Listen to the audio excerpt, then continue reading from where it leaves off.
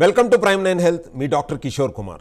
మేడ్చల్ జిల్లావాసులు అందరూ కూడా ఈ యొక్క జేఏసీ పిలుపునిచ్చింది. జవహర్ నగర్ డంప్ యార్డ్ బాధితులందరికీ కూడా ఒక నిరసన దీక్ష చేయాలని ఈ నెల 29వ తారీఖున పిలుపునివ్వడం జరిగింది. దానికి గాను మన స్టూడియోలో యాంటోనీ, మార్గదర్శి యువజన సంఘ అధ్యక్షులు యాంటోనీ మనతో పాటు ఉన్నారు. అలాగే జూమ్ కాల్లో కాంగ్రెస్ పార్టీ అధ్యక్షులు, జవహర్ నగర్ కాంగ్రెస్ పార్టీ అధ్యక్షులు మల్లిపుల శ్రీకాంత్ యాదవ్ గారు మనతో జూమ్ కాల్లో అందుబాటులో ఉన్నారు. అట్లాగే దమ్మాయిగూడ మాజీ సర్పంచ్ సీనియర్ నాయకులు పాండాల యాదగిరి గౌడ్ గారు మనతో ఉన్నారు. ప్రస్తుతం వాళ్ళ సతీమణి గారు కూడా ఈ యొక్క కౌన్సిలర్గా ఉన్నారు దమ్మాయిగూడ. అల్లూరి రాజశేఖర్ గారు బీఆర్ఎస్ పార్టీ జిల్లా నాయకులు, తెలంగాణ ఉద్యమకారులు కూడా మనతో పాటు ఉన్నారు. ఫస్ట్ మనం ఈ యొక్క చర్చా వేదికలోకి వెళ్లే ముందు ఈ యొక్క నిరసన దీక్ష యొక్క పిలుపు ఏ విధంగా ఉంది, జేఏసీ ఏ విధంగా పిలుపునిస్తుంది అనే దాని గురించి ఒకసారి చదువుదాం. సో మేడ్చల్ల జిల్లా వాసులారా, జవహర్ నగర్ డంప్ యార్డ్ బాధితులారా, జవహర్ నగర్ డంప్ యార్డ్ విషవలయంలో చిక్కుకుపోయి దశాబ్దాల తరబడి తీవ్రమైన కాలుష్యాన్ని అనుభవిస్తున్నాం. ఎన్నో ఉద్యమాలు చేస్తున్నాం, న్యాయస్థానాలలో పోరాటం చేస్తున్నాం. అయినా ఏ ప్రభుత్వం మనల్ని మనుషులుగా చూడటం లేదు, మన సమస్య తీర్చడం లేదు. అయినా సరే మన సమస్య తీరే వరకు మన ఉద్యమాన్ని ఉధృత చేయాలన్నదే దృఢ సంకల్పం. ఈసారి నిరసన దీక్షను ఇందిరా పార్క్ దగ్గర ధర్నా చౌక్ వేదికగా మన గర్జనని ఈ ప్రభుత్వానికి వినిపించే విధంగా గర్జించాలని నిర్ణయించడం జరిగింది. మన ప్రధాన డిమాండ్లు: జేఏసీ వారి కేసులో ఎన్జీటీ కోర్టు ఇచ్చినటువంటి ఆదేశాల ప్రకారం కొత్తగా 3 కానీ అంతకంటే ఎక్కువ కానీ కొత్త డంపింగ్ యార్డులను తెరిచి ఇకపై కొత్త చెత్తని జవహర్ నగర్ డంపింగ్ యార్డుకు ఏమాత్రం రాకుండా చేయాలన్నదే ప్రధాన డిమాండ్. రెండోది వచ్చేసరికి ఇప్పటికే జవహర్ నగర్ డంపింగ్ యార్డ్లో పేరుకుపోయినటువంటి కోట్లాది టన్నుల చెత్త దిబ్బలను ఇప్పటికే నిర్మించి ఉన్నటువంటి విద్యుత్ ప్లాంట్లను వినియోగించుకుని కంపోస్ట్ ఎరువులు తయారీకి కూడా వాడుతూ ఆ చెత్త దిబ్బలను మెల్లమెల్లగా ఖాళీ చేసి ఆ భూమిని పూర్వస్థితికి తీసుకురావాలన్నది రెండవ డిమాండ్. పోతే ఇంక మూడవ డిమాండ్లో వెనువెంటనే ఈ డంపింగ్ యార్డ్ ఆవరణలో పేరుకుపోయినటువంటి విష జలాలను యుద్ధ ప్రాతిపదికన శుద్ధి చేసి, అలా శుద్ధి చేసిన జలాలు కూడా పూర్తిగా శుద్ధి చేయబట్టి ఆ సంపూర్ణ శుద్ధి జలాలను పైప్ లైన్ల ద్వారా మూసీ నదికి తీసుకువెళ్లాలన్నదే మరొక ప్రతిపాదన. మధ్యలో జనావాసాల దగ్గర ఎక్కడా కూడా ఆ జలాలను వదలవద్దని మూడవ డిమాండ్. కావున బాధితులారా తమ విధంగా భావించి అధిక సంఖ్యలో పాల్గొని ఈ నిరసన దీక్షను విజయవంతం చేయాలనేటువంటిదే జేఏసీ పిలుపునిచ్చింది. ఈ నిరసన దీక్షా వేదిక ధర్నా చౌక్, ఇందిరా పార్క్ దగ్గర, లోయర్ ట్యాంక్ బండ్, హైదరాబాద్. 29వ తారీఖున ఆదివారం 9:30 నుండి సాయంత్రం 5 గంటల వరకు ఈ నిరసన దీక్ష జరుగుతుంది. ఒక మంచి క్యాప్షన్ కూడా రాశారు జేఏసీలో. ఎందుకంటే ఇది నిరసన దీక్ష మాత్రమే, నిరాహార దీక్ష కాదు. ఎందుకంటే ఈ డంపింగ్ యార్డు కలుషితం వల్ల మన అందరి ఆరోగ్యాలు పాడైపోయినాయి. కాబట్టి మనకు నిరాహార దీక్ష చేసేటటువంటి ఓపిక లేదు, ఆరోగ్యాలు సహకరించవు. అందువల్లనే మేము ఈ యొక్క నిరసన దీక్ష మాత్రమే చేస్తున్నాము. సో ఇక్కడ ఆరోగ్య పరిస్థితులు బాగోని వాళ్ళందరూ దీంట్లో పాల్గొంటారు కాబట్టి, నిరసన దీక్షలో పాల్గొంటారు కాబట్టి అక్కడ భోజన వసతి కూడా కల్పించాము అనేటటువంటి నినాదాన్ని కూడా ఈ నిరసన దీక్ష ద్వారా తెలియజేస్తున్నారు. ఫస్ట్గా మన స్టూడియోలో ఉన్నటువంటి సీనియర్ పీపుల్తో మాట్లాడే ముందు మన మార్గదర్శి యువజన సంఘం అధ్యక్షుడు యాంటోనీతో మాట్లాడదాం. యాంటోనీ, నమస్కారం అండి. నమస్కారం. సో ఈ యొక్క నిరసన దీక్షకి పిలుపుని చాలా స్ట్రాంగ్గా ఇచ్చారు, సౌమ్యంగా ఉన్నట్టుంది, చాలా వ్యంగ్యంగా కూడా మాట్లాడి చక్కటి పిలుపునివ్వడం జరిగింది. సో మా వేదిక ద్వారా ఇక్కడ ఉన్నటువంటి బాధితులందరికీ కూడా దీంట్లో పాల్గొనాలని ఈ యొక్క మా ప్రైమ్ 9 న్యూస్ ద్వారా మేము కూడా పిలుపునివ్వడం జరిగింది. సో అట్లాగే ఈ యొక్క నిరసన దీక్షతో పాటు ఇంకా ఇటువంటి కార్యక్రమాలను చేపడుతున్నారు? వాస్తవంగా ఇప్పుడు జేఏసీ వాళ్ళు ఈ నిరసన దీక్ష అనే కార్యక్రమం చేపట్టడం చాలా గొప్ప విషయం. ఎందుకంటే ఈ డంపింగ్ యార్డ్ గురించి సుమారు 2 దశాబ్దాల నుంచి ఉద్యమాలు జరుగుతున్నాయి.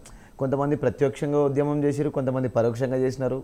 ఎట్లా చేసినా కూడా నిత్యం పోరాటం చేస్తే తప్ప, ఇప్పుడు మనం తెలంగాణ స్వరాష్ట్రం సాధించుకున్న దాన్నే ఉదాహరణగా తీసుకోవాలి డంపింగ్ యార్డ్ తోటి. వాస్తవంగా స్వరాష్ట్రాన్ని డంపింగ్ యార్డ్ని కంపేర్ చేయకూడదు. ఆ రకంగా దీర్ఘకాలికంగా ఉద్యమం చేస్తే తప్ప ఈ డంపింగ్ యార్డ్ పోదు. ఇంకొకటి వాళ్ళ డిమాండ్స్ కూడా చాలా బాగున్నాయి. సరే, ఎవరో ఒకరు ముందడుగు వేసి నేను 2016, 17, 18 ఆ సంవత్సరాల్లో ఒక పాదయాత్ర దగ్గర నుంచి మొదలుపెట్టి చివరికి ఆమరణ నిరాహార కూడా దీక్ష కూడా చేసినాం. ఓకే ఓకే ఆ రోజు మేము ఆమరణ నిరాహార దీక్ష చేసిన సమయంలో అప్పుడున్న హైదరాబాద్ మేయర్ బొంతు రామ్మోహన్ గారు వారు వచ్చి అక్కడ మొత్తం విజిట్ చేయడం జరిగింది.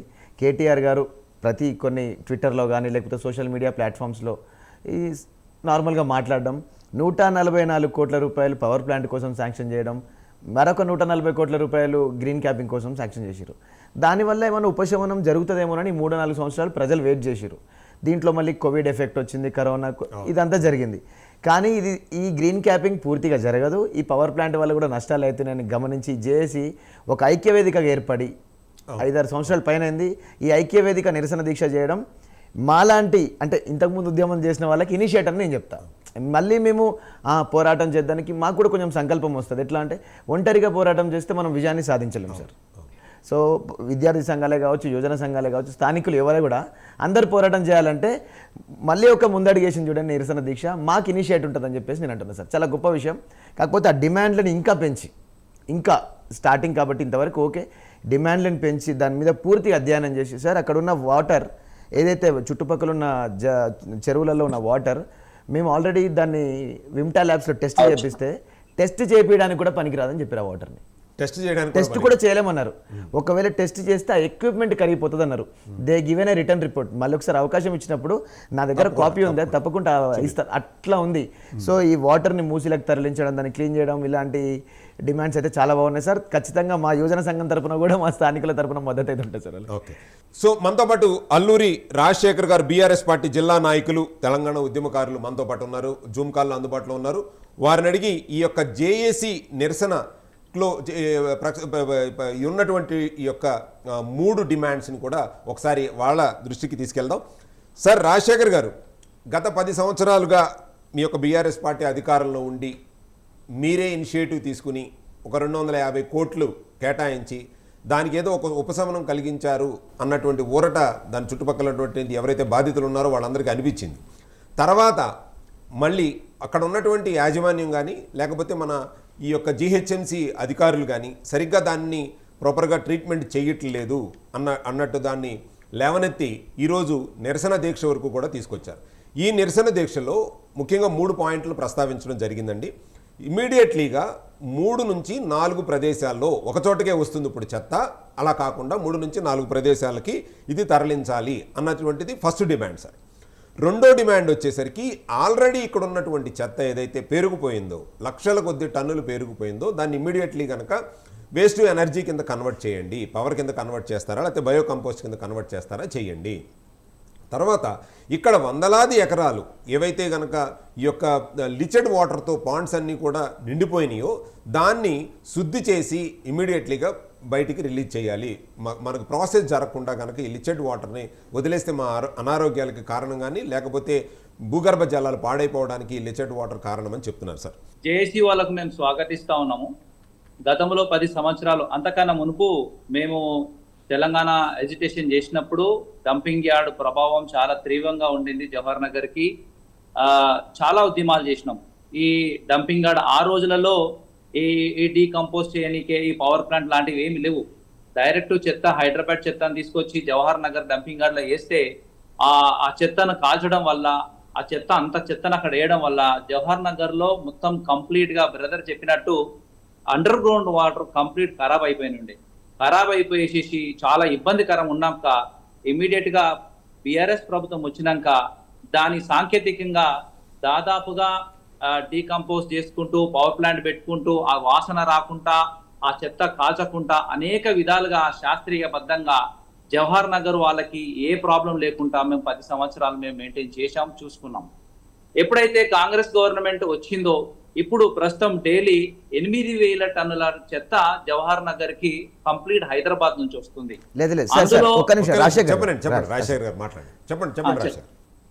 దాదాపుగా 200 టన్నులు డీకంపోజ్ అవుతుంది.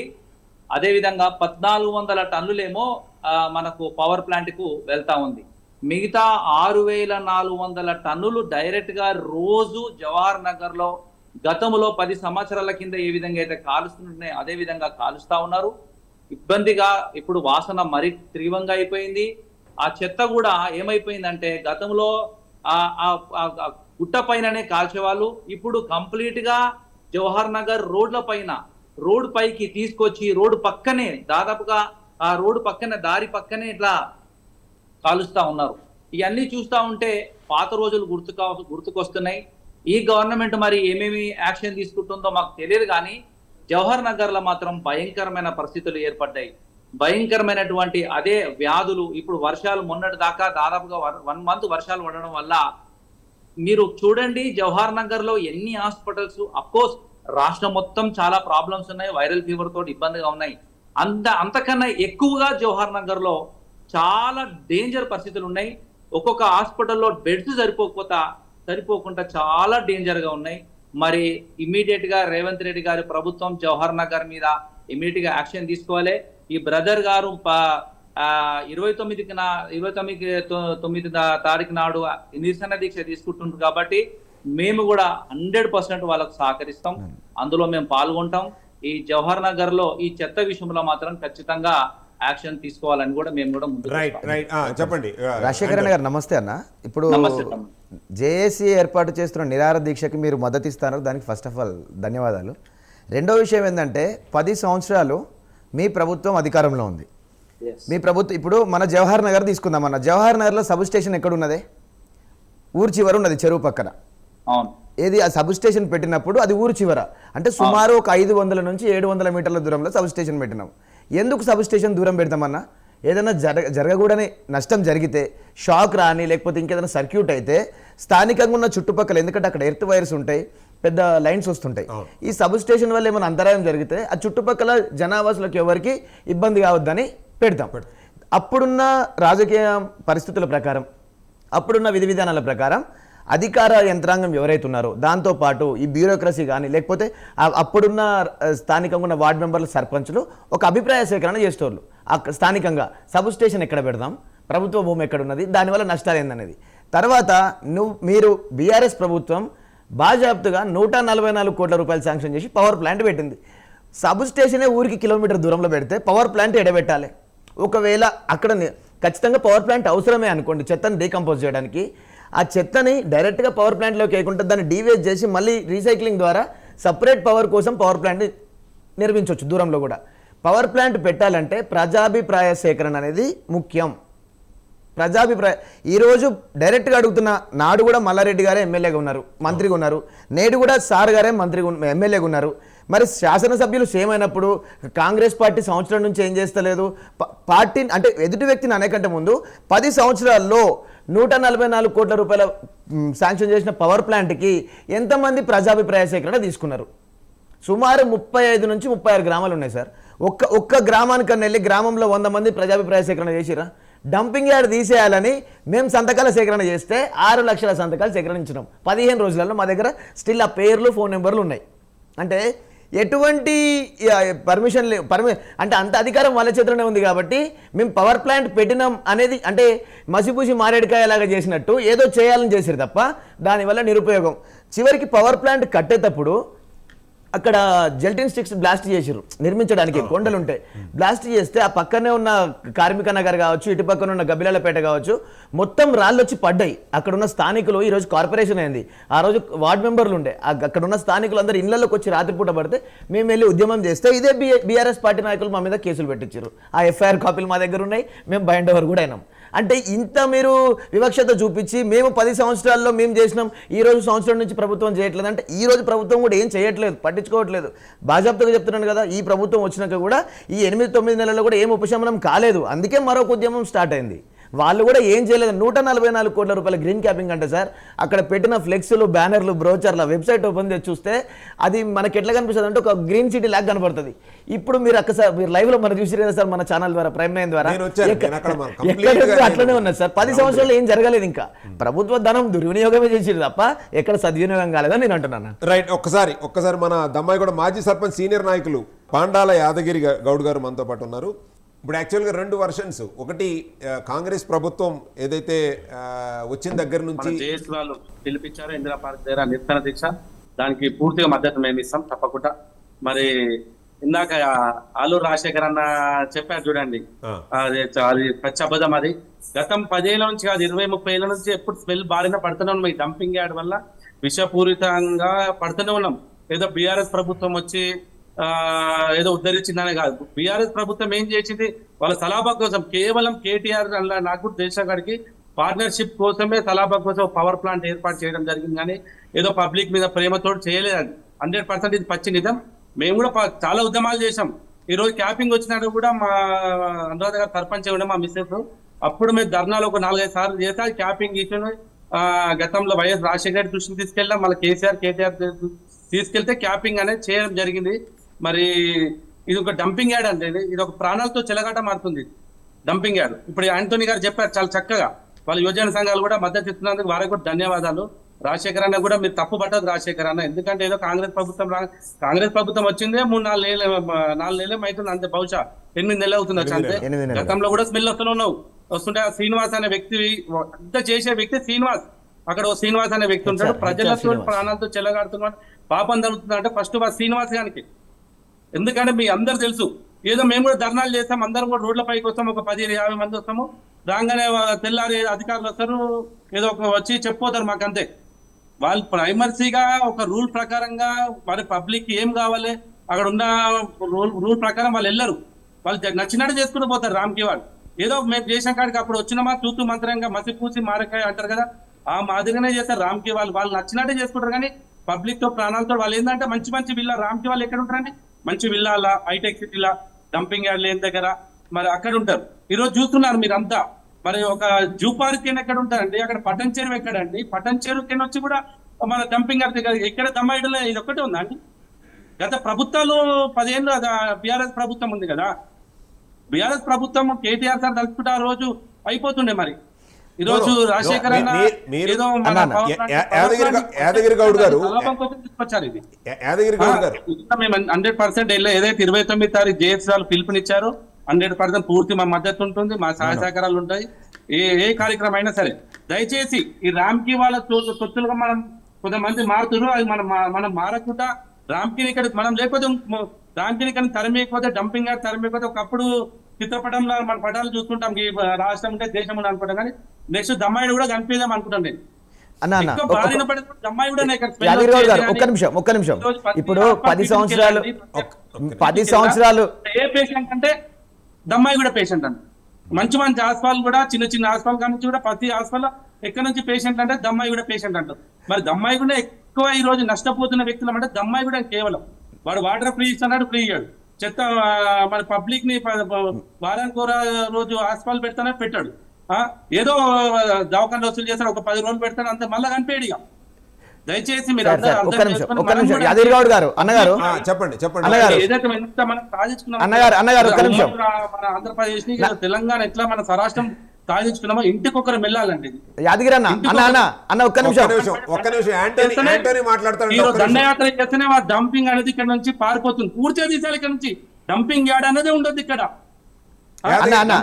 అన్న ఒక్క నిమిషం, మీరు అన్న యాదగిరి అన్న గారు ఒక్క నిమిషం నా మాట వినండి. మీరు 10 సంవత్సరాలలో అంతకుముందు 5 సంవత్సరాలు మీరు సర్పంచ్ గా చేసినారు. ఓకే, గత 5 సంవత్సరాలు మేడం గారు, అనురాధ మేడం గారు కౌన్సిలర్ గా ఉన్నారు, బీఆర్ఎస్ పార్టీలోనే ఉన్నారు. ఫస్ట్ ఆఫ్ ఆల్ మీరు దయచేసి తప్పుగా అనుకోవద్దన్న, స్థానికంగా ఉన్న ప్రజాప్రతినిధులు ఎవరైతే ఉన్నారో వాళ్ళ వల్లనే డంపింగ్ యార్డ్ పోలే. ఎందుకంటే యాదగిరి అన్నయ్య కావచ్చు, ఒక అన్ననంటలే నేను, అక్కడ ఉన్న ప్రతి అటు సైడ్ కార్పొరేటర్లు, కౌన్సిలర్లు అందరూ వీళ్ళు ఏం చేస్తారంటే, ఇప్పుడు మన ఉదాహరణకి మన అహ్మద్గూడ గ్రామం ఉంది, ఆ గ్రామంలో చెత్త లారీలు పోతుంటాయి. ఆ మూల మీద టర్నింగ్లో ఏమైందంటే రోడ్డు మొత్తం స్మాష్ అయిపోయింది. వీళ్ళకి ఏమైంది, స్మాష్ అయిపోగానే ఆ ర్యామ్కి ఫోన్ చేయాలి, ఆ హెచ్ఆర్ శ్రీనివాస్కి కాల్ చేస్తారు, వాళ్ళ టీం వస్తారు, రోడ్డు వేపిస్తారు, పోతారు. అప్పుడు వీళ్ళు సాటిస్ఫై అవుతారు. ఆ రోడ్డు వేయగానే రామ్కి గారి ఆధ్వర్యంలో స్థానికంగా ఉన్న కౌన్సిలర్ రోడ్ వేయించిండు. రెండోది సింధువనంలో మన వాటర్ ప్లాంట్ పెట్టించారు. పెట్టొద్దు అంటలేను, వేపియొద్దు అంటే మనం ఇప్పుడు వాడి వల్ల నష్టపోతున్నాం. ఆ ర్యామ్కి అనే సంస్థని మనం ఖచ్చితంగా యూటిలైజ్ చేసుకోవాలి, కానీ తాత్కాలిక పరిష్కారం కాదు. ఈ యాదగిరి అన్న కూడా ఎన్నో సందర్భాలలో అక్కడ వాటర్ ప్లాంట్ లేకపోతే రామ్కి వాళ్ళ దగ్గరికి పోవాలి. ప్రభుత్వం నిధులు ఏం చేస్తారు, ప్రభుత్వ నిధులు పక్కన పెట్టి ర్యామ్కి నిధులతో వాటర్ ప్లాంట్ పెట్టించి వీళ్ళందరూ ఫోటోలు దిగిపోతారు. ఇది కరెక్ట్ కాదు. యాదగిరి అన్న మీరు కూడా తొత్తులు అనలేదు. ర్యామ్కి నిధులతోటి మీరు వాటర్ ప్లాంట్ పెట్టించింది అబద్ధమా? ర్యామ్కి నిధులతోటి మీరు ర్యామ్కి నిధులతోటి రోడ్లు వేయించింది అబద్ధమా? మిమ్మల్ని తొత్తులు అని నేను అనలేదు. యాదగిరి గారు మీరు యాంటోనీ గారు రాజశేఖర రెడ్డిని కలిసి ఈ రోజు అమ్మాయి కూడా మంచి నీళ్ళు వచ్చిందంటే దానికి నేను చూపించిన రాజశేఖర రెడ్డి వెళ్ళి కలిశాను నేను.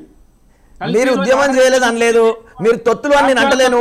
ర్యాంకీ నిధులతోటి మీరు ఉపయోగించి ఎవరు ఉద్యమం చేయకుండా అంటే మీకు తెలుసా బండ్ల కూడా గురించి మీరు మాట్లాడుతున్నారు. బండ్ల కూడా 100% ఫస్ట్ మీకు తెలుసో తెలియదు దమ్మాయిన మీకైనా వేరే లారీలు అవును, అవును, వాస్తవం. మేయర్ గారు అప్పుడు ఎవరుంటే తీగల కృష్ణారెడ్డి గారు ఉండే. అవును, అవును. మేము వెళ్ళి అక్కడ ఆఫీసర్ కలిసి ఈ రోజు మా దమ్మాయిన మీకు లారీలు పోదంటే అప్పుడు గతంలో ఉన్న మీరు యాదగిరన్న గారు దయచేసి వినండి. మీరు ఉద్యమం చేయలేదని ఎవరని లేదు, మీరు ర్యాంకి తొత్తులని లేదు. స్థానికంగా ఉన్న నిత్యావసరాల కోసం ర్యాంకి నిధులు వాడతారు. మన మాట దయచేసి ప్రజాప్రతినిధులు పోరాటం చేయాల్సిన వాళ్ళు గవర్నమెంట్ నివేదిక ఇస్తున్నారు. చాలా సార్ అరెస్ట్ అయినా మా మీద ఇప్పుడు కూడా ఎఫ్ఐఆర్ కాపీలు ఉన్నాయి. గతంలో హరివర్ధన్ రెడ్డి సార్ వచ్చి మీరు రాంగ్ వెళ్తుంది. మీరు ఉద్యమం చేయలేదు అని ఏ రోజు అనలేదు. యాదగిరి గౌడ్ గారు శ్రీకాంత్ యాదవ్ గారు వాస్తవం గతం 5 ఏళ్ళు ఉన్నాము. ఉన్నప్పుడు కూడా మేము చాలా వ్యతిరేకించాం. మల్లారెడ్డి మినిస్టర్ గాయన కూడా చాలా సార్లు మనం తిట్టిండు వెళ్ళొద్దాను అక్కడ. ఆయన కూడా మేము వెళ్ళి మా మిస్టర్ ఇద్దరమే కూర్చున్నాం పోయి మేమిద్దరం మీకు తెలుసు. ఇప్పుడు మల్లారెడ్డి గారు మినిస్టర్ ఎక్స్ మినిస్టర్ ప్రజెంట్ శాసనసభ్యులు మల్లారెడ్డి గారి గురించి చెప్దాం. నా దగ్గర వీడియో ఉంది. ఎలక్షన్స్ అప్పుడు ఏం మాట్లాడారు సార్ 2023లో యాదగిరి గారు సార్ నా దగ్గర వీడియో ఉంది. 5 ఏళ్ళు పూట మాట్లాడారు. జవహర్ నగర్ నా గుండెకాయ. యాదగిరన్న గారు మీరు దయచేసి వినాలి. జవహర్ నగర్ నా గుండెకాయ నేను ఖరాబ్ చేసుకుంటున్నాను. నన్ను గెలిపి నా దగ్గర ఉన్నాయి సార్ 2019 ఎలక్షన్స్ వీడియోలు ఉన్నాయి, 2023 ఎలక్షన్స్ వీడియోలు ఉన్నాయి. నన్ను గెలిపించిన మరుక్షణం 100 రోజుల్లో జవహర్ నగర్ డంపింగ్ యార్డ్ ని 5 ప్రాంతాలకు షిఫ్ట్ చేస్తున్నారు. ప్రైమ్ 9 లో కూడా వీడియో వచ్చింది. ప్రైమ్ 9 ఛానల్ లో కూడా వచ్చింది సార్ వీడియో. అది in front of media. Rajasekhar గారు యాక్చువల్ గా నేను కూడా చూశాను అది. ఆ వీడియోలో చూసినప్పుడు మన ఎమ్మెల్యే గారు కూడా కమిట్మెంట్ ఇచ్చారు, 100 రోజుల్లో మారుస్తున్నారు. నేను 100 రోజుల్లో దానికి మనం చేస్తామన్న విషయాన్ని వాళ్ళు చెప్పారు. ఎందుకని ఆయన అప్పటి వరకు నాకు తెలిసినంత వరకు ఎందుకు గుర్తించలేదు సార్? ఎందుకు పక్క మన సంగారెడ్డికి వచ్చే చెత్త కూడా మరి అక్కడ యాదగిరి గౌడ్ గారు ఒక్కసారి ఆగండి సార్. రాజశేఖర్ తక్కువ ఆ రోజు పొల్యూటెడ్ కాదు, ఎందుకు గ్రహించాలి సార్ మన మాదిరిగా? రైట్, ఒక్క నిమిషం రాజశేఖర్ గారు చెప్పండి. మనకి ఇప్పుడు గౌరవనీయులు మన ఎమ్మెల్యే గారు కూడా ఇప్పుడు వీళ్ళు ఎంత అటువంటి ఎజిటేషన్ అది తీసుకొస్తుంటాయి అంటే ప్రతి సంవత్సరం కూడా ఈ వర్షాకాలం రాగానే ఈ యొక్క లిచెడ్ వాటర్స్ బయటికి రావటం కానీ, ఆ పాండ్స్లో నుంచి వాటర్ ఓవర్ఫ్లో అవటం కానీ ఇవన్నీ జరుగుతున్నాయి. ఆ టైంలో వాళ్ళు బయటికి రావటం, సో ఎజిటేషన్ చేయటం ఇలాంటివి జరుగుతూనే ఉన్నాయి ప్రతి సంవత్సరం. గత 2 దశాబ్దాలుగా కంటిన్యూస్గా జరుగుతూనే ఉన్నాయి ఇది. కాకపోతే గత ఎన్నికల్లో కూడా మీరు నన్ను కనుక మళ్ళీ గెలిపిస్తే కనుక దాని శాశ్వత పరిష్కారాన్ని తీసుకొస్తాను అని మీ యొక్క బీఆర్ఎస్ గవర్నమెంటే ప్రత్యేకంగా పలుసార్లు సార్ 5 ప్రాంతాలకు షిఫ్ట్ చేసే బాధ్యత లేకపోతే నా సొంత నిధులతో షిఫ్ట్ చేపిస్తాను. ఒక్క నిమిషం. సో రాజశేఖర్ గారు అలాంటి కమిట్మెంట్ మీ గవర్నమెంట్ ఇచ్చారు. సో దాని తర్వాత ఇప్పుడు గత 10 నెలలుగా వీళ్ళు అంటే ఈ వర్షాకాలం స్టార్ట్ అయ్యి 3 నెలలుగా కూడా ఎంతో ఇబ్బంది పెడుతున్నప్పటికీ కూడా ఆయన ఒక్కసారి కూడా ఆ ప్రదేశానికి రాలేదు.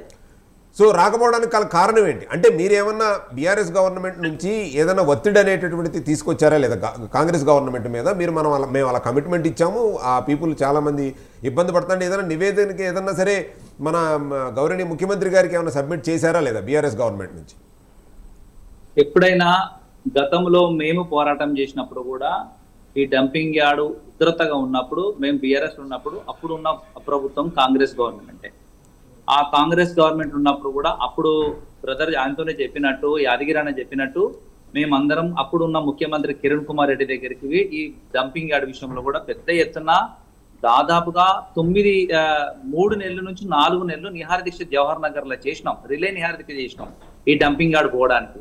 అప్పుడున్న స్థానిక ఎమ్మెల్యే కేఎల్ఆర్ గారు ఏం చేశారంటే మాకు కిరణ్ కుమార్ రెడ్డి దగ్గర తీసుకెళ్లారు. అందులో నేను ఒక సభ్యుని.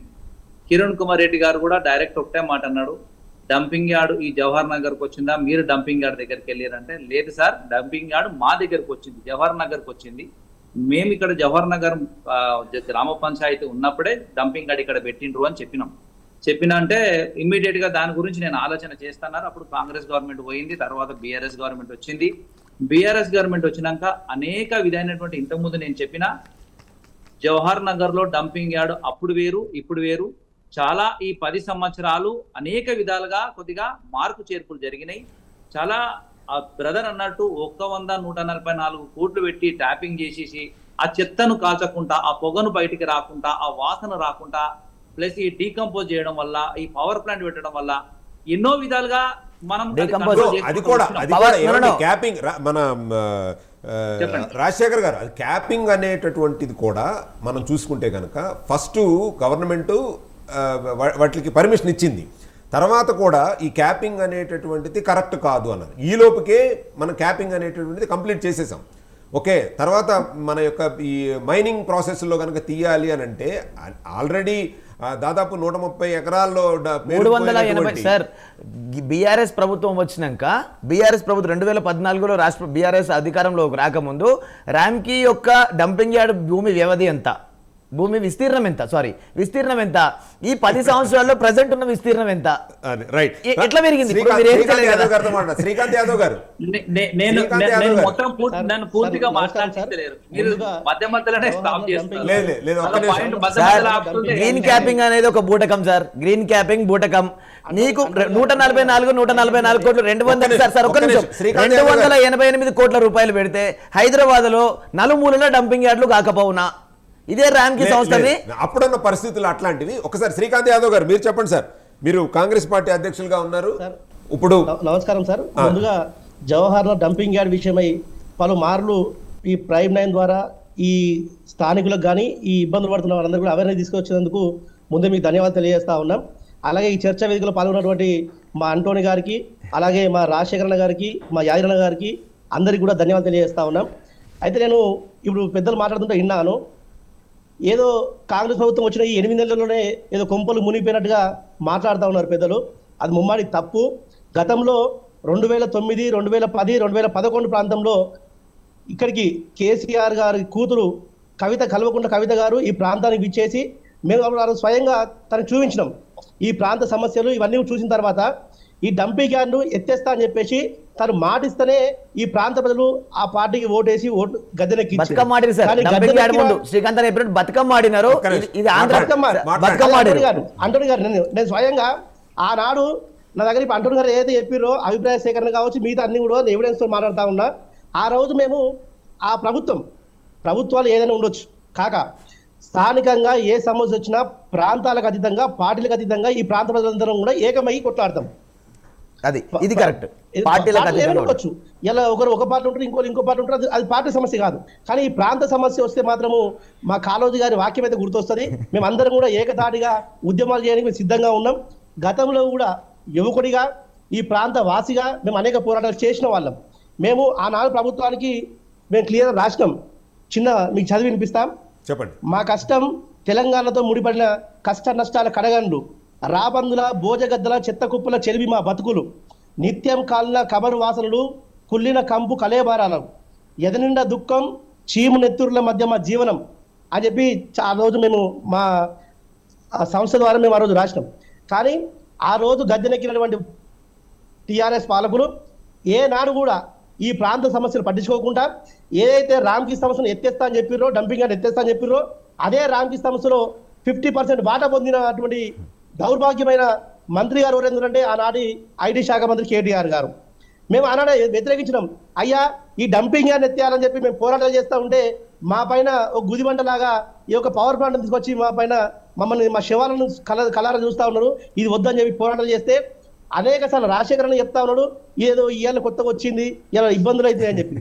మేము పోరాటాలు చేసి మేము ధర్నాలు చేస్తూ ఉంటే ఆనాడు మల్లారెడ్డి గారు మమ్మల్ని మా పైన కేసులు పెట్టాలని చెప్పి ఒత్తిళ్లకు గురి చేసి అక్కడ పక్కన సిఐ ఉమామేశ్వరరావు గారు ఉన్నప్పుడు కేసులు పెట్టినారు సార్. కాకపోతే బైండ్ ఓవర్ చేశారు.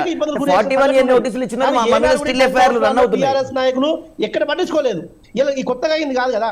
కానీ ఆనాటి పార్లమెంట్ సభ్యులు, ఈనాటి గౌరవ ముఖ్యమంత్రి మరి రేవంత్ రెడ్డి గారు జేఏసీ వాళ్ళు ఏదైతే పోరాటం చేస్తున్నారో ఆ పోరాటానికి అండగా ఉండి ఎన్జిటిలో ఢిల్లీకి వెళ్ళి ఎన్జిటిలో గ్రీన్ ట్రిబ్యునల్లో కేసేసి ఒక జడ్జిమెంట్ ఆర్డర్ తీసుకొచ్చిండు. అది అంటోని గారు కూడా తెలుసు అనుకుంటున్నాను. అన్న రేవంత్ రెడ్డి సార్ కంటే, ముఖ్యమంత్రి గారి కంటే ముందే కొంపల్లి మోహన్ రెడ్డి గారు బీజేపీ పార్టీ నాయకుడు ఉండే.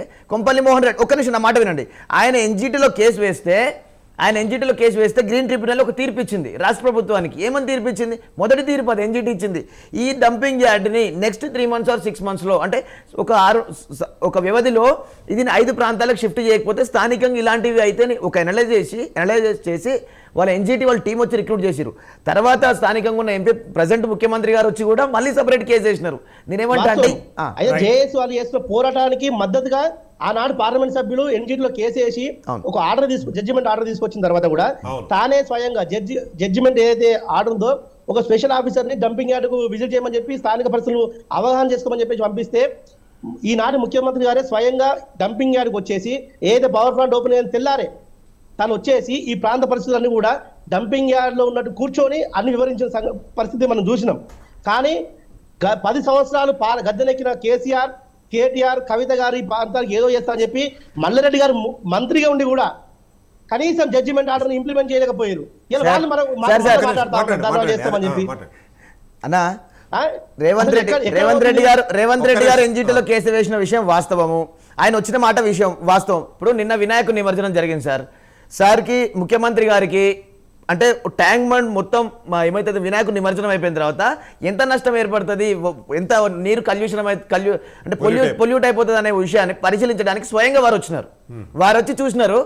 ఇది ఒక నవరాత్రుల తర్వాత ట్యాంక్ బండ్ ఆ నీళ్లు మళ్ళీ ఇమీడియట్లీ రీసైక్లింగ్ చేయాలి, అంటే మొత్తం తీసేసేయాలి, యథావిధిగా ట్యాంక్ బండ్లో బోటింగ్ వెళ్ళాలి, మళ్ళీ యాత్రికులు అందరూ అక్కడికి రావాలి, టూరిస్టులు అందరూ రావాలని ఇనిషియేటివ్గా తీసుకొని వచ్చినారు. మరి 8 నెలల కాలం నుంచి ముఖ్యమంత్రి గారు ఎందుకు డంపింగ్ యార్డ్ విషయంలో వివక్షత చూపిస్తున్నారు? దయచేసి నేను పార్టీ అనట్లేదు,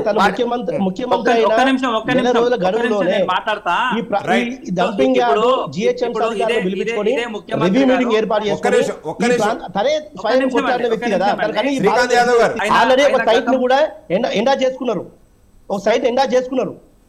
అయితే చేసుకుని ఇది గవర్నమెంట్ ప్రాసెస్ లో కొద్ది ఆలస్యం అవుతున్న మాట వాస్తవము, కానీ గవర్నమెంట్ ప్రాసెస్ కదా. ఇప్పుడు జవహర్ నగర్ డంపింగ్ యార్డ్ ఎత్తేయాలని చెప్పి మనం ఎంత పోరాటం చేస్తున్నామో, ఓ పక్కన ఆకస్మికంగా తీసుకెళ్లి రాత్రి ఏదో చెత్తను అక్కడ ఏర్పాటు చేసినాం అనుకో, అక్కడ ప్రజలకు కూడా ఇబ్బందులు ఏర్పడతాయి కదా. వాళ్ళు ఏదో కోర్టుకి వెళ్తే మీరు చెత్తని స్పాట్ తీసుకెళ్లి వేరే దగ్గర ఏమని చెప్పేసి రాష్ట్ర ప్రభుత్వాన్ని మేము అడగట్లేదు. మీరు ఎన్ని సర్వేలు చేయించినారు? ఎక్కడ ల్యాండ్ 8 నెలలు అయింది, అంటే సుమారు 250 రోజులు అవుతుంది ప్రభుత్వం వచ్చి. 250లో 100 రోజులు ఎలక్షన్స్ తీసేయండి సార్. 150 రోజులు ఎక్కడ ప్రభుత్వం చూసిరు, సర్వేలు చేసిరు, ఎక్కడ ఏం చేయలేదు కదా అంటున్నాను. శ్రీకాంత్ యాదవ్ గారు, యాక్చువల్ గా ఇక్కడ వచ్చేటటువంటి సమస్య ఏ గవర్నమెంట్ ఇంకోటి అని కాదు. ఇప్పుడు మీరు ఇందాక అన్నట్టుగా ఈ యొక్క జేఏసీకి మన పార్టీలకు అతీతంగా ఎవరైతే ఇబ్బంది పడుతున్నారో దాని వెనకాల మనం నుంచుని దీన్ని ముందుకు తీసుకెళ్దామని చెప్పారు, ఫస్ట్ పాయింట్. అట్లాగే ఇప్పుడు ఇక్కడ నేను అడిగేది క్వశ్చన్ ఏంటంటే, అక్కడేమైనా అంటే ర్యామ్కీలో వాళ్ళు ఇచ్చిన కమిట్మెంట్ ప్రకారం వాళ్ళ ప్రాసెస్ కనుక చేస్తే ఓకే, లిచెడ్ వాటర్ బయటికి రాకుండా కానీ లేకపోతే అక్కడ వచ్చినటువంటి చెత్తని వాళ్ళు ఇచ్చినటువంటి ప్రాసెస్ ప్రకారం జరుగుతుందా లేదా అనేటువంటిది, అంటే యాజమాన్యంలో ర్యామ్కే యాజమాన్యంలో ఏమన్నా అవకతవకలు ఉన్నాయా దాన్ని చెప్పండి.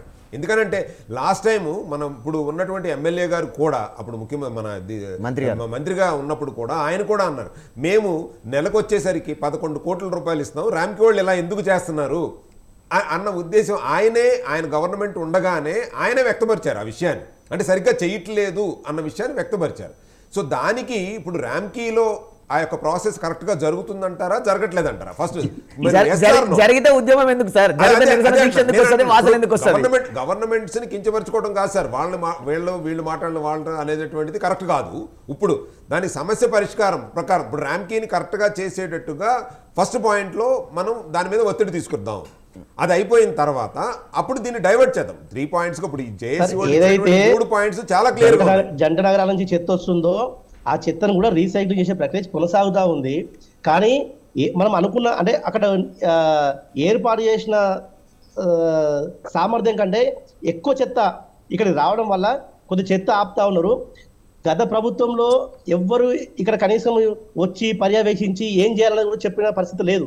కానీ ఓ పక్కన ముఖ్యమంత్రి గారు, ఓ పక్కన ఒక నెల రోజుల కిందనే సిడిఎంఏ కమిషనర్ ఐఏఎస్ గౌతమ్ గారు కూడా ఈ ప్రాంతానికి వచ్చి చూసి అక్కడ ఏం చేయాలి, ఏం జరుగుతుంది అనేది కూడా చేసిరు. మీకు ఆ ఫొటోస్ కూడా మీకు షో చేస్తాను ఇప్పుడు నేను. అంటే ఎక్కడ కూడా ప్రభుత్వం వైపు నుంచి వైఫల్యం లేదు. కానీ జంట నగరాల నుంచి ఏదైతే ఆ సంస్థకు సామర్థ్యం ఏదైతే ఉందో దానికంటే ఎక్కువ చెత్త వస్తుంది. దాన్ని చేయడంలో కొద్దిగా వెనక ముందు అవుతుంది. ఆ మాట నేను ఒప్పుకుంటా. సమస్య దాన్ని ఎట్లా చేయాలి అనే దాని మీద ప్రభుత్వం కూడా నిరంతరం దాని మీద పర్యవేక్షణ కొనసాగుతుంది. ఇప్పుడు సార్ మన ఏరియాలో సుమారు ఇక్కడున్న కార్పొరేటర్ల కౌన్సిలర్ ఇప్పుడు మన ఇంటి సమస్య మనకే తెలుస్తుంది. పక్కింటోళ్ళకి తెలియదు కదా. స్థానికంగా ఉన్న ప్రజాప్రతినిధులు ముందు వాళ్ళు అసలు ర్యాంకీని మానిటరింగ్ చేయాల్సింది ఎవరు సార్? అక్కడ ఉన్న ప్రజాప్రతినిధులు, అక్కడ ఉన్న అధికార యంత్రాంగం, వీళ్ళు మానిటరింగ్ చేయట్లేదు సార్. నేను మొదటి నుంచి కూడా అదే అంటున్నాను, మానిటరింగ్ కరెక్ట్ గా జరిగితే ప్రాపర్ వేలో రీసైక్లింగ్ ప్రజాప్రతినిధులు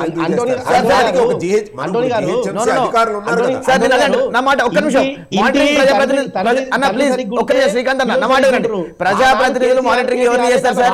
అధికారులు చేస్తారు. కింద వీళ్ళే అడుగుతారు. ఇన్ని రోజులు అందుకే నిర్వీర్యం జరిగింది కదా. అది కరెక్ట్. ఎస్, నేను ఏమంటున్నా అంటే సార్, స్థానికంగా ఉన్న ప్రజాప్రతినిధులు వాళ్ళకున్న సమస్యని అక్కడ ఉన్న కమిషనర్, జిహెచ్ఎంసీ మున్సిపల్ కమిషనర్ గారి దగ్గర తీసుకెళ్తే వాళ్ళు దాని మీద యాక్షన్ తీసుకుంటారు. అడ్డుకుంటుంటే గృహ నిర్బంధం కూడా చేశారు వాళ్ళను. అది వాస్తవం, అది వాస్తవం. అవును, ఇది నిజమా కదా? ఇది నిజం. మేము సాక్ష్యం, మేము కాకుండా మన అందరం కూడా ప్రజాప్రతినిధి పార్టీల శ్రీకాంత్ ఇందాక చెప్పినట్టు మన పార్టీల అతీతంగా అందరం బయటికి వెళ్తేనే ఇది ఒక సమస్య పరిష్కారం అవుతుంది. అప్పటిదాకా ఎలాంటి సమస్య పరిష్కారం కాదు ఇది. ఇక చూడండి, ఇది గౌతమ్ ఐఏఎస్ గారు వచ్చేసి మొత్తం డంపింగ్ యార్డ్ విజిటింగ్ చేసిన పరిస్థితి.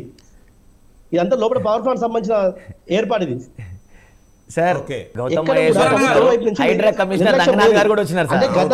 రంగనాథ్ గారు కూడా వచ్చినారు.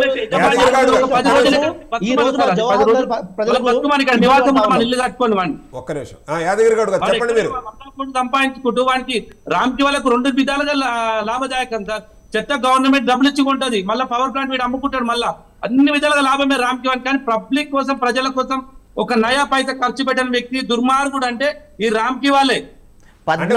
రామ్కి ఎవరు కొమ్ము కాస్తున్నారంటారు? గత ప్రభుత్వంలో గానీ ఈ ప్రభుత్వంలో గానీ వాళ్ళంతా వాళ్ళే సార్. అందరినీ మభ్య పెడుతున్నారు ఇక్కడ అందరినీ. అంటే ఎట్లా మభ్య పెడతారు సార్? మీ ప్రభుత్వం ఇప్పుడు మీరు ప్రజాప్రతినిధులు కదా, మీరు వెళ్ళి వాళ్ళ ఒత్తిడి తీసుకురావాలి కదా వాళ్ళ మీద.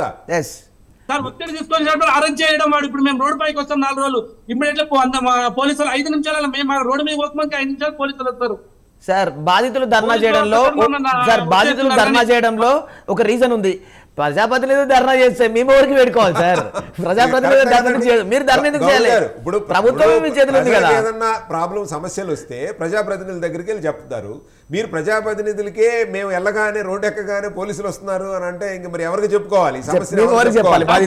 చెప్తున్నా సార్, మాకు అదే పరిస్థితి ఉంది సార్. ఈ రోజు ఇప్పుడైతే మా వజ్రేష్ యాదవ్ గారు మీరు చెప్పింది కరెక్టే.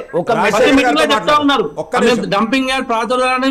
వజ్రేష్ యాదవ్ సార్ కూడా, మా కాంగ్రెస్ పార్టీ ఇన్ఛార్జ్ కూడా వాళ్ళకి గట్టిగా చెప్తా ఉన్నారు, స్మెల్ రావద్దని, ఇక్కడ వదిలొద్దు, ప్రజలతో చెలగటమని చెప్తా ఉన్నారు. కానీ ఒక మూర్ఖత్వంగా రామ్కి వాడు ఏంటంటే, మేము ఎవరైనా నియంత్ర పాలన అంటారు కదా సార్, నిజాం పాలన అట్లుండే కదా, నియంత్రణ చేస్తున్న వ్యక్తి రామ్కి వాళ్ళు. మా పని మేము చేసుకున్నాం. ఇప్పుడు మీరు వాటర్ సమస్య చెప్తున్నారు, నువ్వు 10 సార్లు చెప్పు. ఆ మాదిరిగా వాడు వాటర్ వదులుతున్నావు, బ్లాక్ వాటర్ వదులుతూనే ఉంటాడు. వాడు సేఫ్గా ఉండాలి. ఇప్పుడు రామ్కి వాడు యాజమాన్యం సేఫ్గా ఉండాలి, కానీ ప్రజలకే సావాలి. ఒక్క నిమిషం రాజశేఖర్ గారు, మీ గవర్నమెంట్లో 10 సంవత్సరాలు మీరు పరిపాలించినటువంటి గవర్నమెంట్లో ర్యాంకీకి మీరు ఎవరు అధికారులు కానీ లేకపోతే ప్రజాప్రతినిధులు కానీ కొమ్ము కాయకుండానే అక్కడ ఉన్నటువంటి ప్రాసెస్ అంతా కూడా పర్ఫెక్ట్గా జరిగిందంటారా, జరగలేదంటారా? 100% జరిగింది. ఇప్పుడు ఈ 9 నెలల సంది వస్తున్నటువంటి డంపింగ్ యార్డు వాసన, ఈ చెత్త, ఇదంతా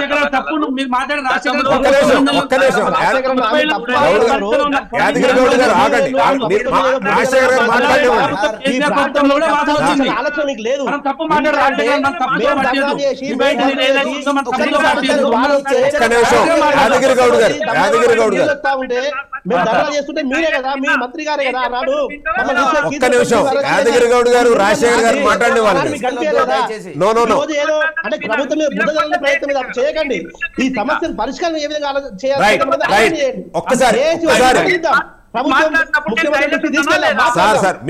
మీరు ఆయన రాజశేఖర రెడ్డి గారిని మాట్లాడేవండి. మాట్లాడిన తర్వాత కదా మనం మీరు మాట్లాడినప్పుడు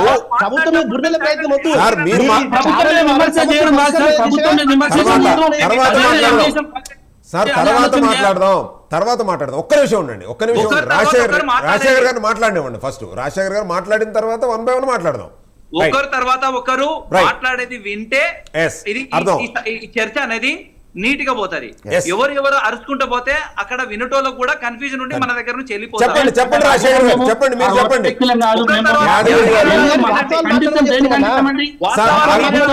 మాట్లాడిండ్రు. అదొక్కటి తప్పండి. ముఖ్యమంత్రి ఎవరుండే? ఈ 9 నెలల కేసు ఎంపీ ఉండే. ధర్నాలు చేసింది, కాళ్ళలో నీళ్ళు పోయి కొట్టుకొని, తినడానికి తిండి లేక పుస్తకాలు నానిపోయి ఇబ్బంది పడుతుంటే అక్కడ పెట్టలేదు. మీకు కనిపించలేదు ఆ రోజు ప్రజల కష్టాలు? ఇప్పుడు ఎంపీ ఇప్పుడు ముఖ్యమంత్రి అయింది కదా, ఏం చేస్తుండు ఇప్పుడు? ఈ 9 అవును, నెలల ముఖ్యమంత్రి నెల రోజుల్లోనే ఈ ప్రాంత రాజకీయాలను తగ్గించాలి, ఈ ప్రాంతాలను తగ్గించాలి చెప్పి ప్రయత్నం కొనసాగుతా ఉంది. మీరు గత 10 సంవత్సరాల్లో చేయలేని పని ముఖ్యమంత్రి గారు మల్లారెడ్డి గారి గురించి మాట్లాడుతున్నారు. మల్లారెడ్డి గారు జవహర్ నగర్ కి దమ్మాయిగూడకు ఈ కాన్స్టిట్యున్సీకి ఏం చేసిండ్రో ప్రజలు చెప్తారు. ప్రజలు చెప్తారు. చెప్పట్లేదు సార్, చెప్పట్లేదు సార్, ప్రజలు చెప్పట్లేదు సార్. నేను వెళ్ళాను, నేను స్వయంగా వెళ్ళాను.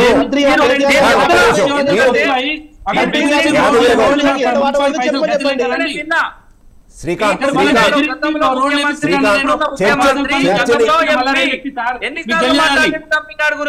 మీరు అందరూ ఒకేసారి మాట్లాడితే ఎవరికి ఏమీ అర్థం కాదు. దయచేసి వినండి. యాదగిరి గౌడ్ గారు, నేను మీ ద్వారా తనకి రిక్వెస్ట్ చేస్తా ఉన్నా, ఒక్క నిమిషం. మీరు ఏదైతే రాజశేఖర్ గారిని మాట్లాడివ్వండి. ఈ సమావేశం డిబేట్ ఏర్పాటు చేసిరో అది సాఫీగా జరిగే విధంగా, ఈ ప్రజలకు మేలు జరిగే విధంగా వన్ బై వన్ మాట్లాడదు. మీరు మాట్లాడినప్పుడు రాజశేఖర్ గారు ఏం మాట్లాడలేదు. ఓకే, ఆయన మాట్లాడినప్పుడు మీరు మాట్లాడకండి, తర్వాత మీకు అవకాశం ఇస్తాను, అప్పుడు మీరు మాట్లాడండి, తప్పులేదు. బట్ ఆయన మాట్లాడినవ్వండి. ఎందుకంటే ఒకరికొకరు ఇద్దరు ముగ్గురు ఒకేసారి మాట్లాడటం వల్ల మనం ఏం చెప్పాలనుకున్నామో మనం కన్వే చేయలేము కదా పీపుల్కి. ఒక్క నిమిషం మాట్లాడండి, మీకు అవకాశం ఇచ్చినప్పుడు చక్కగా మాట్లాడండి సార్. ప్లీజ్ రాజశేఖర్ గారు.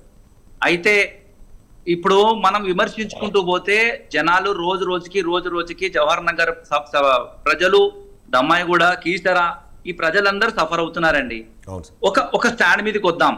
ఇప్పుడు శ్రీకాంత్ కాంగ్రెస్ నుండు, యాదగిరణ కాంగ్రెస్ నుండి, గతంలో వాళ్ళంతా ఇక్కడ ప్రభుత్వంలో ఉన్న వాళ్ళు, పనిచేసిన వాళ్ళు, పోయినోళ్లే. ఎవరు బీఆర్ఎస్ లో పనిచేసి వాళ్ళకి వెళ్ళిపోయిన వాళ్ళే, వాళ్ళు కూడా ఉద్యమం చేసిన వాళ్ళే. అందరం ఉద్యమం చేసిన వాళ్ళమే. ఇక్కడ అందరం సఫరం అవుతున్నాం. అందరికీ లంగ్స్ ప్రాబ్లమ్స్ తోటి ఈ జవహర్ నగర్ లో దాదాపుగా 2 లక్షల జనాభాలలో 1 లక్ష జనాభా లంగ్స్ ప్రాబ్లం తోటే, లంగ్స్ ఇబ్బందులు పడుతున్నారు. ఇప్పుడు మనం ఏం చేయాలంటే, బిఆర్ఎస్ గవర్నమెంట్ కూడా 5 స్థలాలలో ఈ డంపింగ్ యార్డ్ ను విభజన చేయాలనేది ప్రణాళిక తీసుకొచ్చింది. జిహెచ్ఎంసీలో అప్పుడు తీర్మానాలు కూడా జరిగినాయి. ఈ తీర్మానాలు ఇప్పుడు ఏం చేయాలి? ఇప్పుడున్న గవర్నమెంట్ కూడా మనం ఒత్తిడి తీసుకొచ్చేసి ఈ డంపింగ్ యార్డ్ ను 5 ప్లేస్ల విభజన జరిగితే జవహర్ నగర్ కు అతి స్వల్పంగా చెత్త వస్తుంది. ఆ చెత్తను మళ్ళీ రీసైక్లింగ్ డీకంపోజ్ చేయడం వల్ల ఇక్కడ ఎంత ప్రాబ్లం రాకుండా అవుతుంది.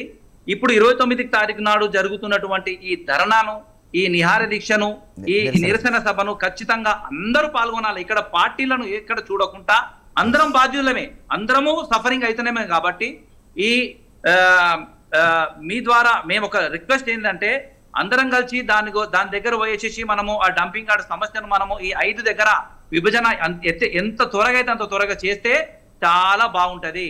ఇప్పుడు గత ప్రభుత్వం ఏం చేస్తుంది, ఇప్పుడు ప్రభుత్వం ఏం చేస్తుంది, మనం అనుకుంటా పోతుంటే రోజు రోజుకి విషవాయువు, విష కాలుష్యం వల్ల జనాలు మరణిస్తున్నారే తప్ప సమస్య పరిష్కారం కాదు. రాజశేఖర్ అన్న ఒక్క నిమిషం అంటే, ఇప్పుడు మీరు ఇందాక మల్లారెడ్డి గారు, నేను స్వయంగా గ్రౌండ్ రియాలిటీకి వెళ్ళి మొత్తం దమ్మాయి కూడా దాని చుట్టుపక్కల ప్రాంతాలంతా కూడా నేను స్వయంగా పరిశీలించాను సార్. నా పరిశీలనలో తేలింది ఏంటంటే కూడా అక్కడ ఉన్నటువంటి ప్రజలందరూ కూడా అంటే మన బీఆర్ఎస్ గవర్నమెంట్ మీద వ్యతిరేకంగానే మాట్లాడినట్టు నాకు అనిపించింది. ఎందుకనంటే గౌరవనీయ ఎమ్మెల్యే గారు కూడా అక్కడికి రాకపోవటం వల్ల, లేకపోతే ఈ సమస్య మీద ఈ 10 నెలల్లో నోరు విప్పకపోవటం వల్ల నాకైతే తెలియదు. కానీ వాళ్ళైతే ఎమ్మెల్యే గారిని కానీ వీళ్ళని కానీ దృష్టిలో పెట్టుకుని అంత ఫేవరబుల్గా మాట్లాడలేదు నాతో. సో వాళ్ళే చేశారు సార్, ఇదంతా కూడా వచ్చి మాట్లాడట్లేదు, మా సమస్యకు పరిష్కారం తీసుకురావట్లేదు అంటున్నారు. అంటే ఒకవైపునేమో జేఏసీ ఇప్పుడు అధికారంలో ఉన్నటువంటి కాంగ్రెస్ పార్టీని మీద ఒత్తిడి తీసుకురావాలి, తొందరగా ఈ యొక్క 4 ప్రదేశాల్లో ఈ చెత్తను తరలించాలి అన్న ఉద్దేశంతో ఒకటి ఉంది.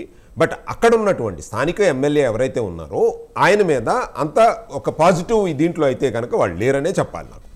రాజశేఖర్ గారు, మీరు ఇప్పుడు ఈ జేఏసీ నిర్వహిస్తున్నటువంటి ఈ నిరసన సభకి మీ తరపు నుంచి, మీరు బీఆర్ఎస్ తరపు నుంచి మీ ఎమ్మెల్యే గారు కానీ ఇంకొకరు కానీ వాళ్ళందరూ కూడా వాళ్ళ వెనకాల నిలబడతారా, నిలబడరా?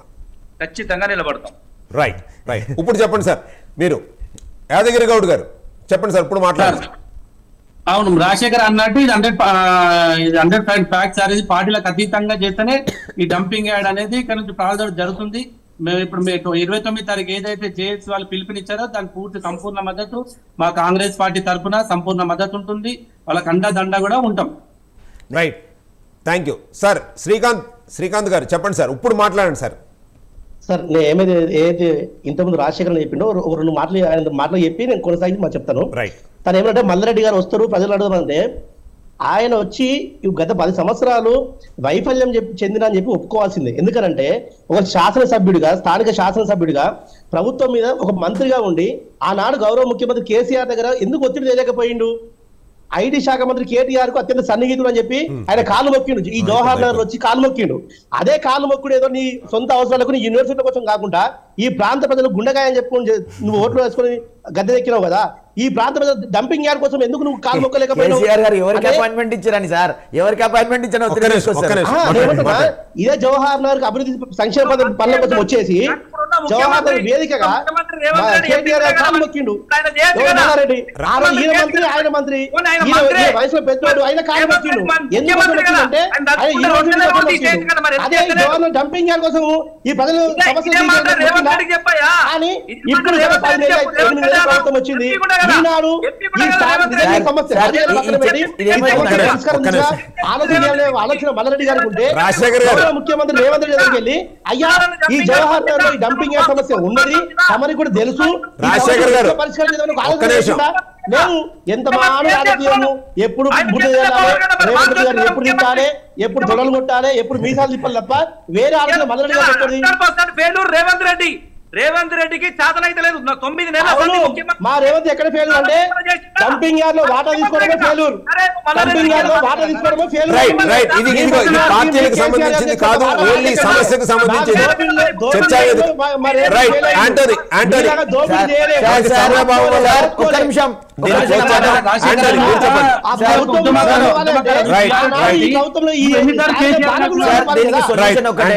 సొల్యూషన్ ఎట్లుంటదంటే రేవంత్ రెడ్డి గారు ఏం చేయలేదు, కేసీఆర్ గారు ఏం చేయలేదు కాదు, స్థానికంగా ఉన్న ప్రజల సమస్యలు తీర్చాల్సిన పూర్తి బాధ్యత వాళ్ళకి ఓట్లేసి మేము గెలిపించుకున్నాం.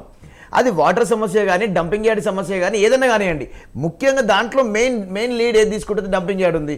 దానివల్ల సమస్య ఏర్పడ్డప్పుడు నేను అదే చెప్పినాను కదా సార్, ఇక్కడున్న స్థానిక ప్రజాప్రతినిధులు చేసేది ఏంటంటే డంపింగ్ యార్డ్ వాసన రాగానే మన ఏరియాలో వాటర్ ప్లాంట్ లేదా, లేకపోతే రోడ్డు బాగాలేదా, వీధి లైట్లు బాగాలేవా, ఇవి చూస్తారు.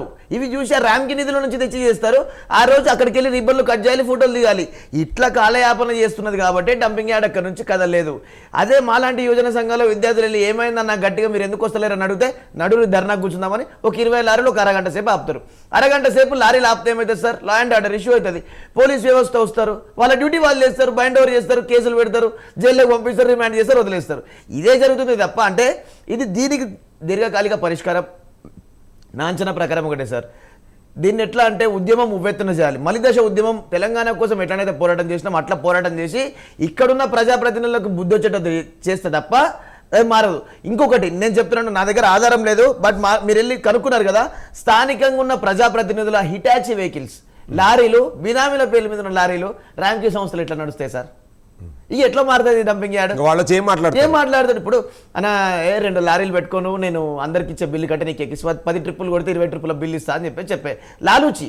ఈ డబ్బుల కోసము ఇక్కడున్న కౌన్సిలర్లు 10 సంవత్సరాల క్రితం వాళ్ళ ఆస్తులు ఎంత, ప్రజెంట్ వాళ్ళ ఆస్తులు ఎంత? రేవంత్ రెడ్డి గారు కేసీఆర్ గురించి మాట్లాడే స్థాయి మాది కాదు.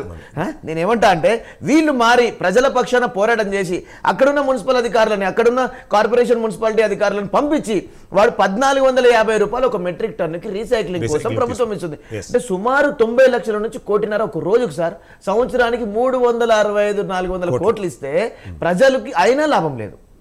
మీరు పవర్ ప్లాంట్ నడిపోద్దు, డంపింగ్ యార్డ్ నడిపోద్దు అనుకుంటేనే సంవత్సరానికి 10 ఎకరాలు పెంచుతారు, 400 ఎకరాలు అయింది సార్ సుమారుగా. 90 ఎకరాలు, 50 ఎకరాలు, 339 ఎకరాలు ఎట్లా అవుతుంది? ఆ గుట్ట అది ఖాళీ ప్లేస్ ఉండే, గుట్ట అయింది, పెద్ద కొండలాగా అయింది. అది ఆ కొండ అవతల పక్క నిలబడితే హైదరాబాద్ కనపడకపోయేది. ఇదివరకు మేము రాధికా చౌరస్తాలో మా చిన్నతనంలో నిలబడితే కీసరగుట్ట టెంపుల్ కనపడేది. రాధిక ఈసీఎల్ చౌరస్తా నిలబడితే తార్నాక దాటిన తర్వాత లాలపేట ఫ్లైఓవర్ మీద ఈ కీసరగుట్ట టెంపుల్ కనపడుతుంది. కీసరగుట్ట కాదు, ఇప్పుడు ఆ రామ్కి డంపింగ్ యార్డే కనపడుతుంది. లాలపేట గ్రీన్ క్యాపింగ్ చేయలేదు సార్. ఏదో గడ్డి తీసుకొచ్చి మన ఇంటి ముందు గార్డెన్లో వేసుకుంటాం కదా, ఆ గడ్డి తెచ్చి కొంచెం మట్టి వేసి లెవెల్లో చేసేసినారు. ఆ గడ్డి గాలి పీల్చుకోవట్లే మాది బతుకుతుంది సార్, గడ్డి అది ఎండిపోయింది. కాబట్టి ఈ జవహర్ నగర్ నుంచి డంపింగ్ యార్డ్ తరిమి వేయాలంటే మేము 100% పార్టీలకు అతీతంగా మేము మద్దతు ఇస్తాం. మాలాంటి యువకులు అందరూ స్వచ్ఛందంగా ముందడుగేస్తాం. నేను సార్ కరపత్రం రాసిన ఆమరణ నిరాహార దీక్ష చేస్తే ఈరోజు మాట్లాడిన పెద్ద మనుషులు ఒక్కరు రాలే. నేను 4వ రోజు రాత్రి 3 గంటలకు పోలీసు వాళ్ళు తీసుకుపోయి గాంధీ హాస్పిటల్లో నాకు దీక్ష విరమించారు. కానీ మేము 5గురం యువకులం ఆమరణ నిరాహార దీక్ష చేస్తే ఒక ఆయన నేను పార్టీని అనకూడదు, ఒక ఆయన బీజేపీ పార్టీలో జాయిన్ అయ్యాడు, ఇంకొక ఆయన కాంగ్రెస్లో జాయిన్ అయ్యాడు, ఇంకొక ఆయన టీఆర్ఎస్లో జాయిన్ అయ్యి కార్పొరేటర్లుగా పోటీ చేశారు. నేను మాత్రమే ఇప్పుడు మీరు నిరసన దీక్షకి 100% మద్దతు. నిరసన దీక్ష కాదు సార్, జేఏసీ మేము ఆ రోజు జవహర్ నగర్ డంపింగ్ యార్డ్ వ్యతిరేక పోరాట సమితి అని ఒకటి ఏర్పాటు చేసినాం సార్. మేము కొంతమంది యువకులము. కాకపోతే ఏంటంటే ఈ గ్రీన్ క్యాపింగ్ పవర్ ప్లాంట్ రాగానే మాకు ఉపశమనం కలుగుతుందన్న ఆలోచనతో మేము ఆగినాం. ఈ రోజు మా పూర్తి మద్దతు జేఏసీకి ఉంటుంది. వాళ్ళు అర్ధరాత్రి 12 గంటలకు వాళ్ళు ఏదైనా ఉద్యమం చేద్దామని పిలుపునిచ్చిన మేము రెడీగా ఉంటాం. జవహర్ నగర్ డంపింగ్ యార్డ్ని ఆ జవహర్ నగర్ నుంచి తరిమి కొడడానికి సిద్ధంగా ఉంటామని నేను మాటిస్తున్నాను sir. Thank you so much Antony. అట్లాగే మనతో పాటు జూమ్ కాల్లో ఉన్నటువంటి మాజీ సర్పంచ్ గారు, సీనియర్ నాయకులు పండాలి యాదగిరి గౌడ్ గారికి, అట్లాగే రాజశేఖర్ గారికి. సో మీరందరూ కూడా ఈ యొక్క జేఏసీ నిరసన దీక్షని విజయవంతం చేయడానికి మీ వంతు సహాయం మీరు చేస్తారని మీరు మద్దతుగా జేఏసీ ప్రైమ్ లైన్ ఛానల్ ద్వారా ఒక చిన్న వినపం సార్. మా శ్రీకాంత్ అన్న గానీ, రాజశేఖర్ అన్న గానీ, యాదగిరి అన్న గానీ, ప్లీజ్ మీకు రిక్వెస్ట్ చేసి అడుగుతున్నా. మేము ఉద్యమాలు చేసినప్పుడు సార్, మేము ఉద్యమాలు చేసినప్పుడు మీరు మద్దతు ఇవ్వలేదు. ఈ రోజు జేఏసీ పిలుపునిచ్చింది, ప్రైమ్ లైన్ ఛానల్ ఇనిషియేట్ గా తీసుకుంది. వీళ్ళకి మీరు మద్దతు ఇవ్వండి. తప్పకుండా ఇస్తున్నారు. అది ఎవరైతే తీసుకున్నారో మాకు కాంట్రాక్టర్ మాకు అవసరం లేదు. అదే అట్లాంటి జోలికి పోయే వ్యక్తులం కాదు మేము. ఎవరైతే తీసుకున్నా వాళ్ళని డైరెక్ట్ గా మీరు పేరు పెట్టి కూడా అనొచ్చు. దయచేసి చెప్పొద్దండి, దయచేసి అది విత్డ్రా చేసుకోవాలి కొంచెం రిక్వెస్ట్. రైట్ యాదగిరి గౌడ్ గారు, మీరు జేఏసీ నిరసన దీక్షలో పాల్గొంటున్నారు కదా? 100% నిరసన దీక్ష పాల్గొంటాం. మాతోటి అమర నిరాహార దీక్ష కూర్చోనికి రోజు కూర్చోమని నాకేం పని లేదు. శ్రీకాంత్ గారు మీ సపోర్ట్ ఏంటి జేఏసీ నిరసన దీక్షకి? సార్ 100% నేను ఫస్ట్ చెప్పిన సమస్య వచ్చినప్పుడు పార్టీలకు అతీతంగా, ప్రాంతాలకు అతీతంగా మేము పోరాటాలు చెప్పినాము. అనేక సార్లు పోరాటాలు చేసినాము. మేము పోరాటాలు చేసేటప్పుడు ఆ నాడు మమ్మల్ని ఇబ్బంది పెట్టిన వాళ్ళు ఈ రోజు మాట్లాడుతుంటే కొద్దిగా బాధ అనిపిస్తుంది సార్. గారికి అన్న ఏదైతే మనకు వాటర్ ప్లాంట్లకు కావాలనో, రోడ్లు కావాలనో అది మన హక్కు.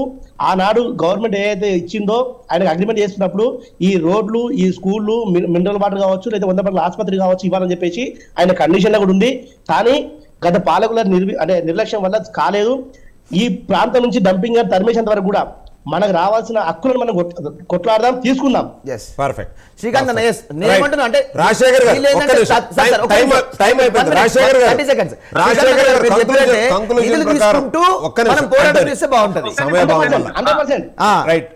గారు మీరు కంక్లూజన్ పాయింట్ ఆఫ్ వ్యూ మీరు చెప్పండి సార్.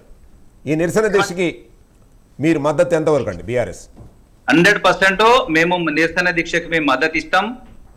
యాదగిరి అన్న ప్రభుత్వంలో వండుకుంటా వస్తానంటుంటే కూడా చాలా సంతోషం, మేము స్వాగతిస్తాం. మేము ఎందుకంటే ఆయన ఒక సర్పంచ్ ఉన్నప్పుడు ఎంత సఫర్ అయ్యిండో మేము కూడా తెలుసు. మేము ఎంత సఫర్ అవుతున్నామో కూడా ప్రజలకు తెలుసు.